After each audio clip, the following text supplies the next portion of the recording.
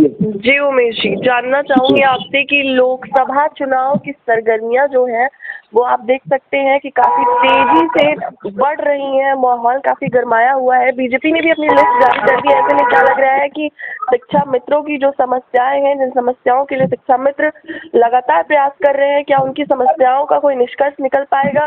क्या आचार संहिता लगने से पहले सरकार शिक्षा मित्रों की समस्याओं का समाधान कर पाएगी? जी अंजलि जी, आपको बहुत बहुत नमस्कार, बहुत बहुत धन्यवाद। जी जी हाँ, बिल्कुल।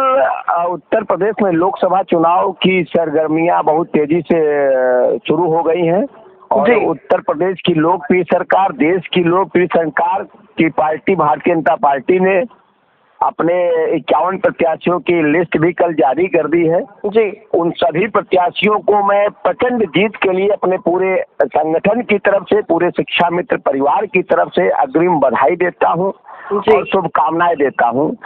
और रही बात आपने बताया तो कि हम लोगों का जो कार्य है वो शासनादेश आचार संहिता लगने से पहले होगा कि नहीं होगा, तो मैं आपको बता देना चाहता हूं कि मेरा संगठन और मेरे सभी शिक्षा मित्र परिवार पूरी तरह से आश्वस्त हैं कि ये लोकप्रिय सरकार है, जन कल्याणकारी सरकार है।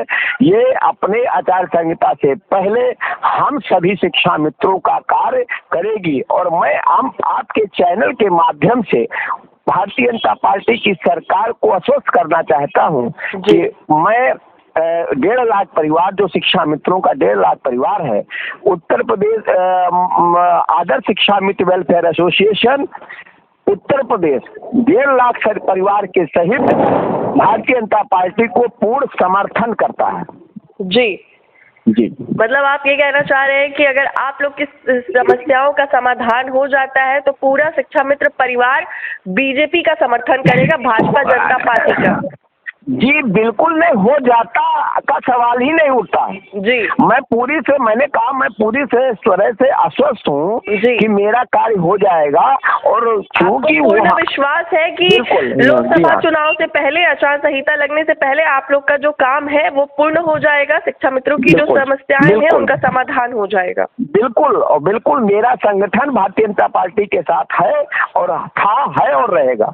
जी, एक चीज और जानना चाहूंगी, आप लोगों ने इसके पहले अभी प्रयास किया था, अजय मिश्र टेनी के पास गए थे, उन्हें भी लोकसभा सीट लखीमपुर दी गई है। क्या कुछ कहना चाहेंगे? बीजेपी ने उन्हें भी टिकट दिया है। क्या लगता है कि जो अजय मिश्र टेनी है वो शिक्षा मित्रों के लिए आवाज उठाएंगे?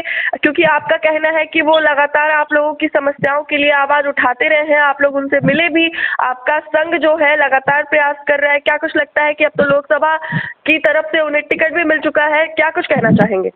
मैं अपने बड़े भाई, हमारे अग्रज हैं, हमारे संरक्षक हैं अजय मिश्र टेनी जी, जो देश के रक्षा राज्य मंत्री हैं। और मैं उनको जीत की अपने संगठन की तरफ से अग्रिम बधाई देता हूं। और मुझे पूर्ण विश्वास है कि मैं उन्हीं लोगों के सहारे, जो हमारे, चाहे अजय मिश्र टेनी जी हो, चाहे हमारे श्रीमान जगदम्बिका पाल जी हो, चाहे हमारे लोकप्रिय सांसद और हमारे लखनऊ मोहनलालगंज के सांसद श्री कौशल किशोर जी हो, चाहे हमारे लखनऊ के सांसद और देश के रक्षा मंत्री श्री राजनाथ सिंह जी हो, इन्हीं सब लोगों के संपर्क में रह करके मैं सभी शिक्षा मित्रों से पूर्ण विश्वास के साथ मैं कह रहा हूं कि हमारा कार्य हो जाएगा। और मैं श्री मिश्रा जी को उनकी जीत की शुभकामनाएं देता हूं। और मेरा संगठन उनके साथ तन मन धन से लगा रहेगा।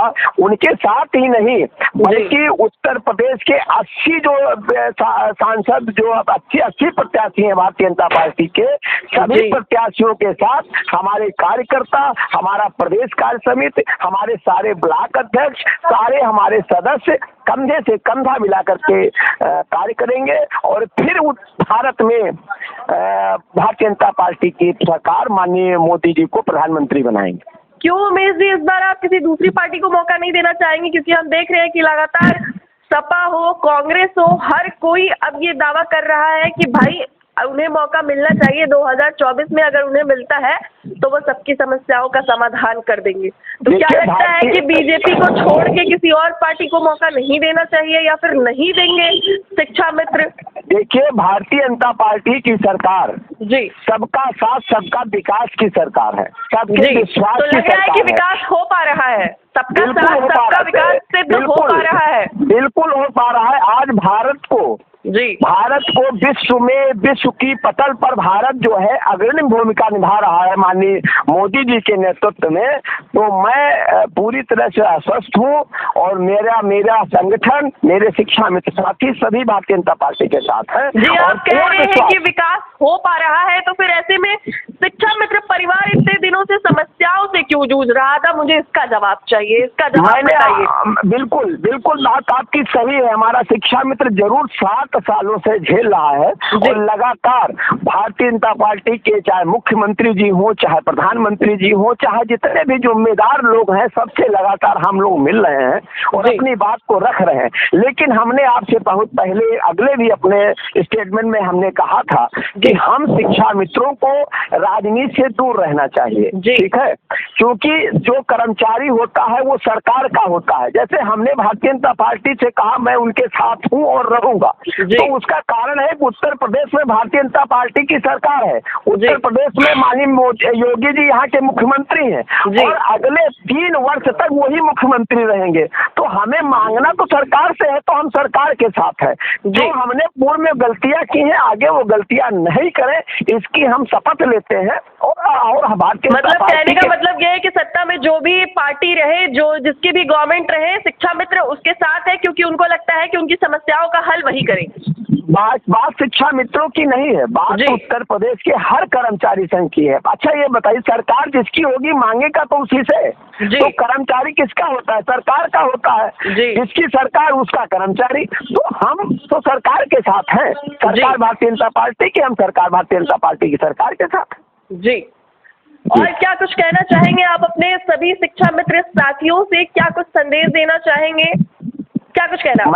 मैं अपने सभी शिक्षा मित्र साथियों से ये पूर्णतः आश्वस्त करता हूँ कि वो किसी भी तरह का घबराए नहीं, किसी भी तरह से वो परेशान न हो। ये लोकप्रिय सरकार भारतीय जनता पार्टी की सरकार ने बहुत अच्छा आपका प्रस्ताव बनाया है और वो उस पटल पर भी पहुंच गया है जहां से आपका काम होना है। बहुत जल्दी आपका काम होगा और मैं पूरी जिम्मेदारी के साथ कहता हूं कि आचार संहिता से पहले आपका कार्य होगा और आप लोग घबराने की जरूरत नहीं है। संगठन लगातार कार्य कर रहा है और लगातार कार्य करता रहेगा। धन्यवाद बहुत बहुत।